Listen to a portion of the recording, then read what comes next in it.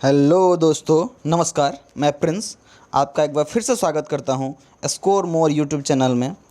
चलिए, आज हम लोग इस वीडियो में देखने वाले हैं, क्या चीन की सेना सचमुच बूढ़ी होते जा रही है? सेना भर्ती में किस देश के आर्मी को मौका मिल सकता है, ये सब हम इस वीडियो में डिस्कस करने वाले हैं। देखिए, चाइना ने अभी अभी एक पॉलिसी लाई है, ट्रिपल चाइल्ड पॉलिसी।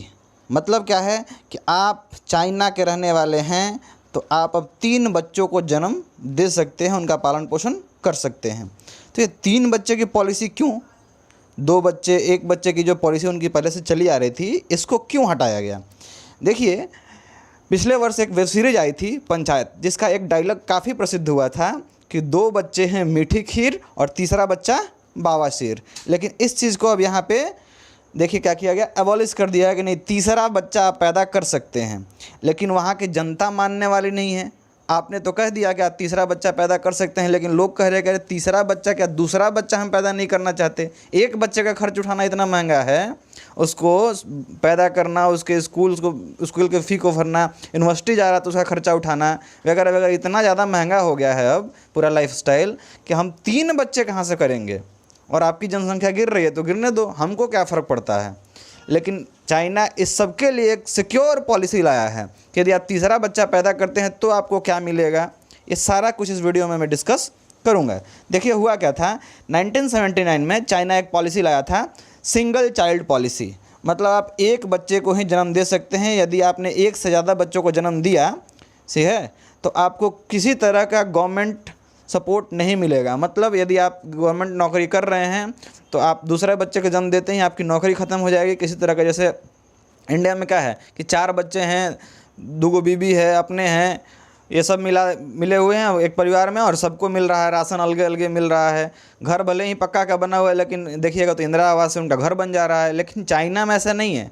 जेन्युइन आप गरीब हो, आपको सब मिलेगा। जैसे ही दूसरा बच्चा हुआ, मतलब आपको मान लिया गया कि आप धनी की कैटेगरी में आ गए। अब आपको किसी तरह का गवर्नमेंट सपोर्ट नहीं मिलेगा, ठीक है।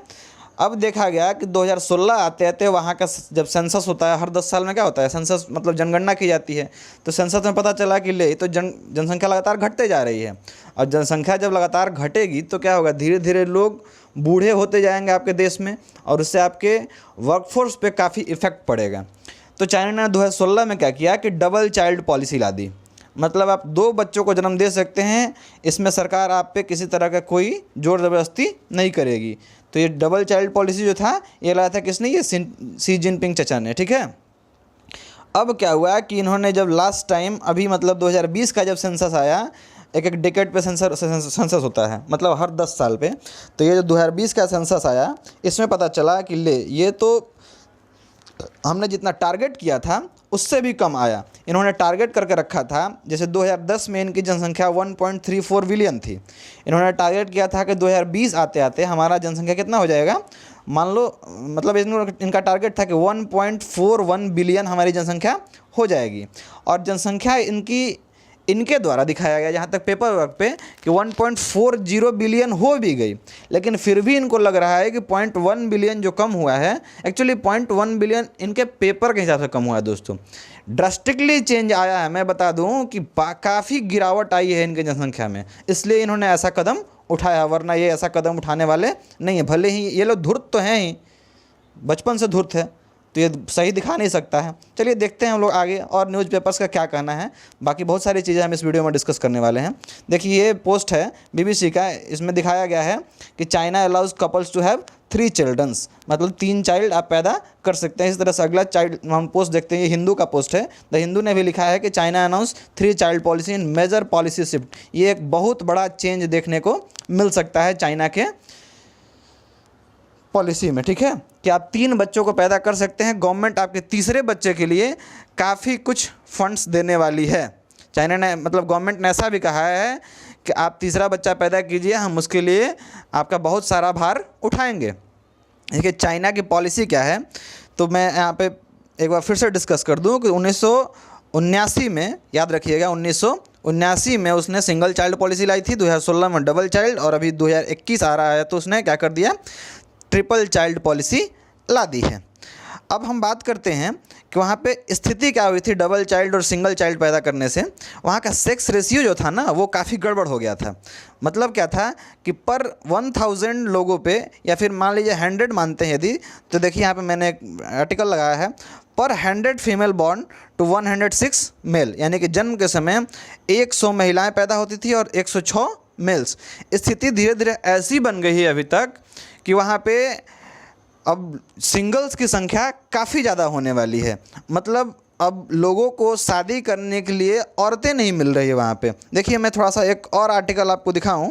ये जो आपको पूरा का पूरा पोस्ट दिख रहा है, इसमें देखिए ये जो ब्लू वाले कंट्रीज दिख रहे हैं, तो ये पैसा ये जो देश दिख रहा है ब्लू कलर में जो दिख रहा है आपको, इस देश में महिलाओं की संख्या जो है वो पुरुषों से ज़्यादा है।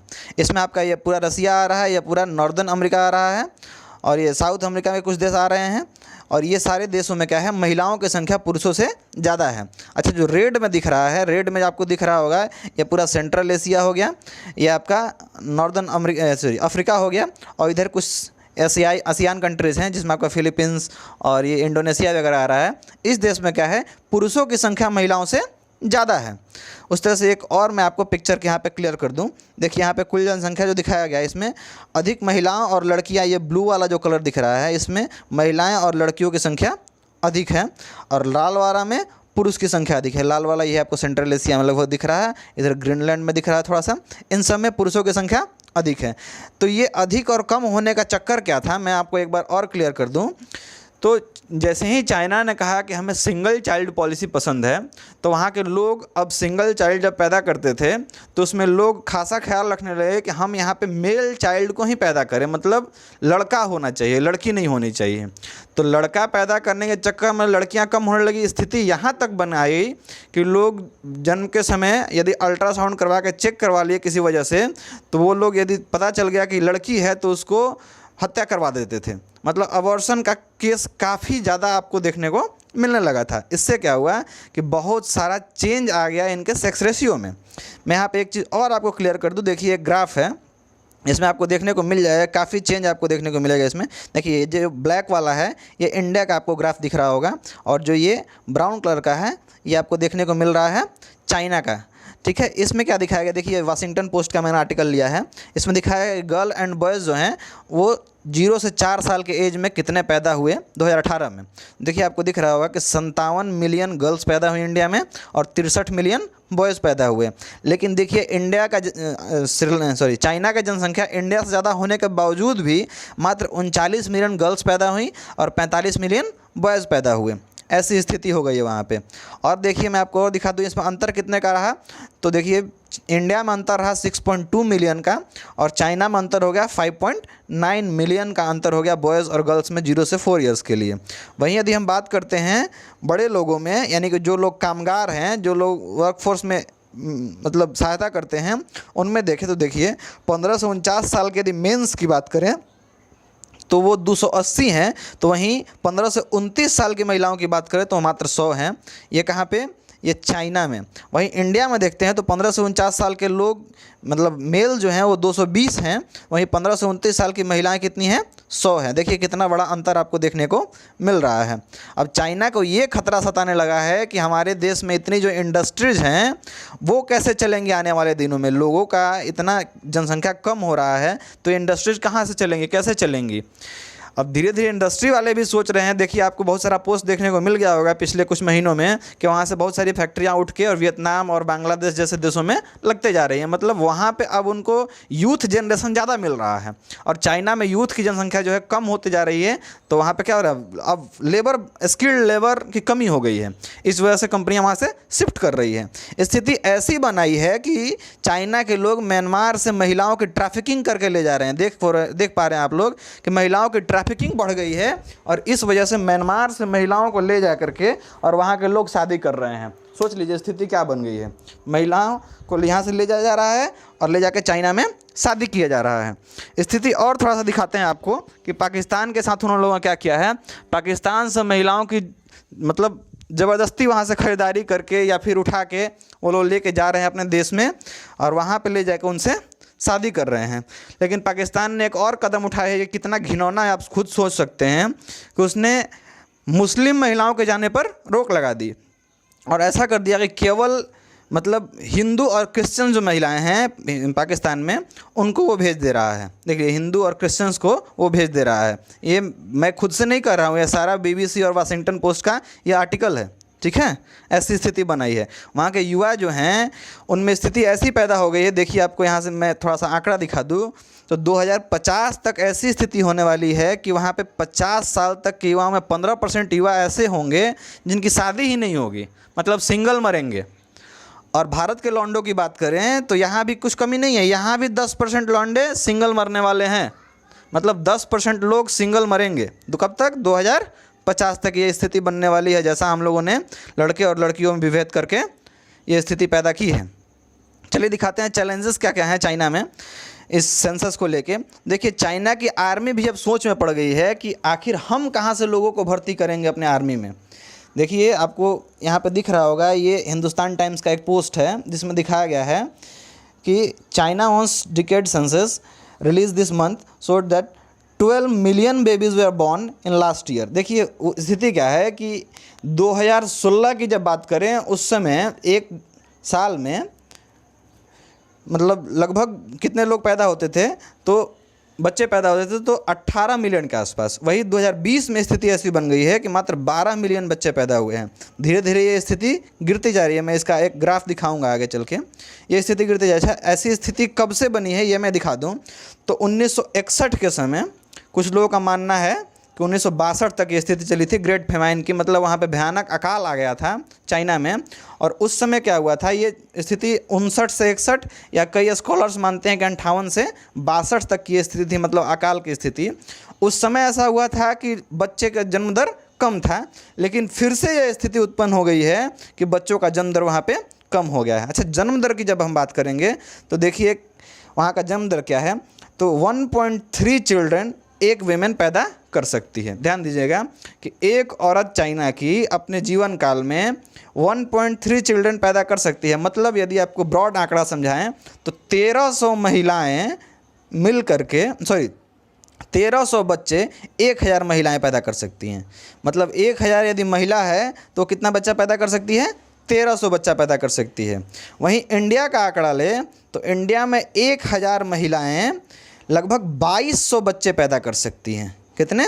2200। और चाइना में 1300। लेकिन स्टैंडर्ड यदि आंकड़ा हम ले, मतलब पूरे वर्ल्ड वाइड के आंकड़ा चलता है तो वो चलता है कि प्रति 1000 महिलाओं के द्वारा लगभग 2100 बच्चे पैदा होने चाहिए। ये एक स्टैंडर्ड आंकड़ा है, लेकिन चाइना उससे काफ़ी नीचे गिर गया है। इससे क्या हुआ कि वहाँ पे धीरे धीरे जनसंख्या जो होगी वो कम होते जाएगी। और यदि आपको जनसंख्या को स्टेबल रखना है तो 2.1 का जो आंकड़ा है इसको आपको मेंटेन कर रखना होगा। मतलब प्रति 1000 महिलाओं द्वारा 2100 बच्चों को जन्म देना ही पड़ेगा, तब जाके ये पॉपुलेशन जो होगा वो स्टेबल रह पाएगा। लेकिन चाइना इससे काफ़ी पीछे चल रहा है। और एक बार जब आपकी जनसंख्या गिरने लगती है ना दोस्त, तो लगातार गिरते जाती है। और ये गिरने का एक कारण और है कि वहाँ पर फर्टिलिटी रेट जो है वो काफ़ी घट चुका है। अब ये फर्टिलिटी रेट का क्या आंकड़ा है भाई, तो देखिए आपको मैं समझा दूँ कि चाइना में स्थिति क्या है कि इसका जो ग्रोथ है पॉपुलेशन का वो देखिए मात्र कितना हुआ है, 5.38%। कितना में? Over 10 years. लास्ट 10 ईयर में मात्र इसका ग्रोथ कितना हुआ है पॉपुलेशन में? 5.38%। एक स्टैंडर्ड आंकड़ा आपको मैं समझाऊं तो इसमें आपको देखने को मिल जाएगा कि इसकी आबादी 2010 में 1.34 बिलियन थी। इसने आंकड़ा लगाया कि 1.41 मेरा हो जाएगा 2020 तक। लेकिन हुआ कितना, ये अभी तक सही आंकड़ा नहीं है, लेकिन उसका कहना है कि 1.40 हमारा हुआ है। लेकिन यदि आप पेपर्स की माने और भी आर्टिकल्स की माने तो कोविड-19 में इतने लोग वहाँ पे मरे हैं दोस्त कि उसका जो पूरा सेंसस है वो पूरा गड़बड़ हो गया है। वहाँ की जनसंख्या एकदम हिल गई है। लोग मानने को तैयार नहीं है कितना मरा है, लेकिन चाइना गवर्नमेंट जान रही है कि हमारे लोग कितने मरे हैं, आगे आने वाले सालों में हमारा क्या हाल होने वाला है। इसलिए वो ऐसी स्थिति में पहुंच गया है। डेमोग्राफी उसका पूरा तरह से बर्बाद हो चुका है। देखिए वहाँ की जो मिलिट्री है वो भी इस फर्टिलिटी रेट से काफ़ी उलझी हुई है। क्यों उलझी हुई है, मैं आपको एक आंकड़ा दिखाऊँ यहाँ पे। देखिए जब वहाँ पे लोग कम होंगे, बच्चे कम होंगे, तो लोग खुद ही अपने बच्चों को आर्मी में जाने नहीं देंगे।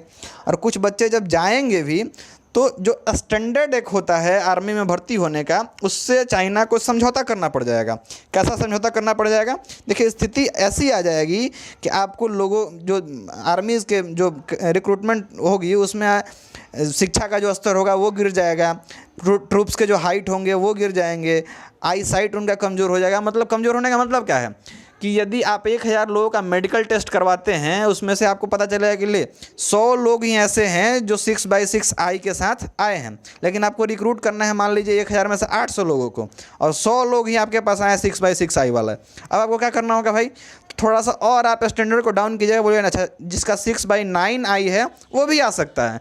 तो इस तरह से आपके आर्मी का जो स्टैंडर्ड होगा वो गिर जाएगा, और ये गिरने से उनमें काफ़ी चेंज आ जाएगा। वहाँ के फोर्स जो होगी वो कमज़ोर पड़ने लगेगी। मैं आपको एक आंकड़ा दिखाऊँ, एक आर्टिकल है, ये मैं अपने से नहीं बोल रहा हूँ, ये न्यूज़ है वहाँ वाशिंगटन पोस्ट के द्वारा दिया हुआ है कि वहाँ की जो आर्मी है वो टेस्ट कर रही है क्या, बायोलॉजिकल इन्हेंसमेंट कर रही है अपने आर्मी के अंदर। बायोलॉजिकल इन्हेंसमेंट का मतलब जेनेटिकली मॉडिफाइड कर रही है अपने आर्मी को।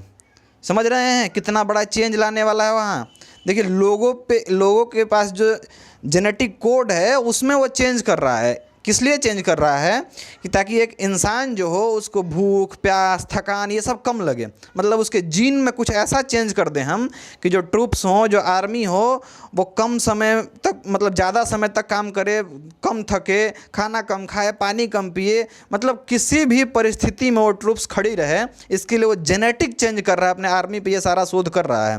तो यदि उसके पास स्टैंडर्ड ही गिर जाएगा तब वो कैसे कर पाएगा? तो उसके लिए उसको दूसरे जगह से इंपोर्ट करना पड़ेगा, दूसरे जगहों से इंपोर्ट करके आर्मी लानी पड़ सकती है। यदि ऐसा ही डिकेड उसके मतलब ऐसा ही लगातार डिक्रीजमेंट चलता रहा उसके पॉपुलेशन में, तो ये स्थिति बनते जा रही है लगातार। मैं आपको और आंकड़े दिखाऊं, देखिए यहाँ पे आपको देखने को मिल रहा होगा चाइना बर्थ रेट कैसे गिर रहा है।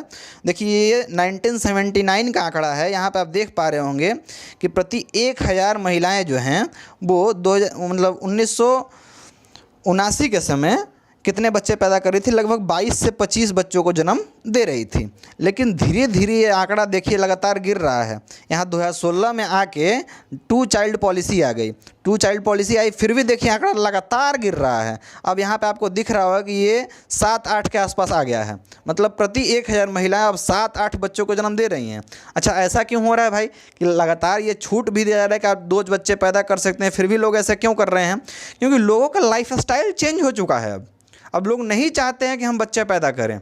महिलाओं को देखिए, कुछ महिलाएं आपको इंडिया में भी दिख जाएंगी कि अपना पर्सनालिटी मेंटेन कर रहे हैं। अपने पर्सनालिटी को डेवलप करने के लिए वो लोग बच्चे को ब्रेस्ट फीडिंग नहीं कराती हैं। अब बच्चे बड़े होंगे तो उनके अंदर बहुत सारी कमी मिलेगी आपको, वो ट्रूप्स नहीं बन पाएंगे, वो भारी हैवी वर्क नहीं कर पाएंगे।